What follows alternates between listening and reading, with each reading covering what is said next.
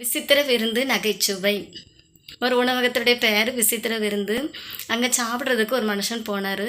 அங்கே போன உடனே பார்த்தோன்னா உள்ள போர்டு வச்சுருந்தாங்க, வானவில் இட்லி, நிலவு தோசை, விண்மீன் பொங்கல் அப்படின்னு பேர் வச்சுருந்தாங்க. வானவில் இட்லியா, கொண்டாங்க பார்ப்போம் அது எப்படி இருக்குன்னு பார்ப்போம் அப்படின்னு கேட்டார். வானவில் இட்லி வந்துச்சு, 7 கலரில் இட்லி வந்துச்சு. நல்ல வயிறு நிறையா அவங்க சாப்பிட்டாங்க. சாப்பிட்டு முடிச்சுட்டு ரொம்ப அருமையாக இருக்குது அப்படின்னு சொல்லிட்டு நிலவு தோசை கொண்டு வாங்க அப்படின்னு சொன்னாங்க. நிலவு தோசை பார்த்திங்கன்னா மென்மையாக சாப்பிட்றதுக்கு ரொம்ப மென்மையாக இருந்துச்சு. உங்கள் தோசை ரொம்ப சுவையாக இருக்குது அப்படின்னு சொல்லிட்டு விண்மீன் பொங்கல் கொண்டுட்டு வாங்க அப்படின்னு சொன்னாங்க. விண்மீன் பொங்கல் வந்துச்சு. குட்டி குட்டி ஸ்டார் மாதிரி அழகான பொங்கல் வந்துச்சு. ரொம்ப சுவையாக இருந்துச்சு. இப்போ சாப்பிட்டு முடித்த உடனே ஹோட்டல் உரிமையாளர்கிட்ட போய் அந்த சாப்பிட்ட மனசை வந்து, ஆமாம் உங்கள் ஹோட்டலில் எல்லா பேரும் வித்தியாசமாக இருக்குது அப்படின்னு கேட்டாங்க. அதாவது எங்கள் ஹோட்டலில் வந்து சாப்பிட்றவங்க எல்லாருமே தங்கள் வாழ்க்கையில் அவங்க மறக்கவே கூடாது அப்படிங்கிறக்காண்டி ஒரு மறக்க முடியாத அனுபவமாக இருக்கணும் அப்படின்னு சொல்லி தான் நாங்கள் பேர் வச்சுருக்கோம் அப்படின்னு சொன்னாங்களாம்.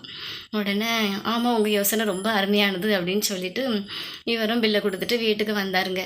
வீட்டுக்கு வந்து பார்த்திங்கன்னா அந்த சாப்பிட்ட அந்த உணவகத்தில் போய் சாப்பிட்டது அவருக்கு வாழ்க்கையில் மறக்கவே முடியலைங்க. அவ்வளோ சந்தோஷமாக இருந்தாங்க. நம்ம வாழ்க்கையும் அப்படிதாங்க. நம்ம கவலையெல்லாம் மறந்து நம்ம சந்தோஷமாக வாழணுங்க.